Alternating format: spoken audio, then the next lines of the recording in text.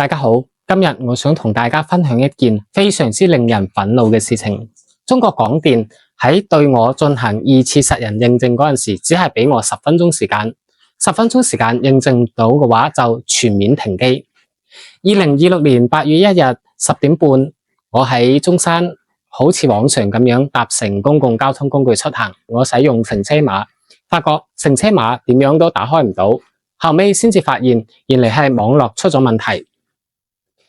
10點16分，當時嘅中國廣電對我發送咗短信，內容大概係進行2次實人認證。我當時截圖嘅時間係10點33分，我收到嘅第2條短信係喺我截圖嘅7分鐘之前，即係10點26分。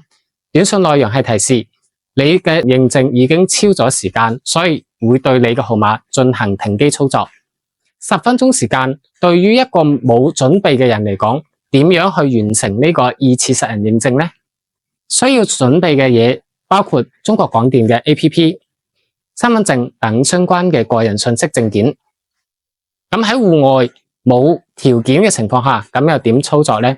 而且你10分鐘之後停咗機，導致後續嘅所有嘅操作都冇辦法完成。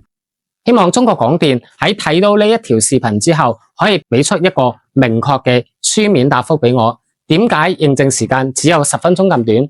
後續我唔排除會採用法律手段去維護我自身嘅合法權益。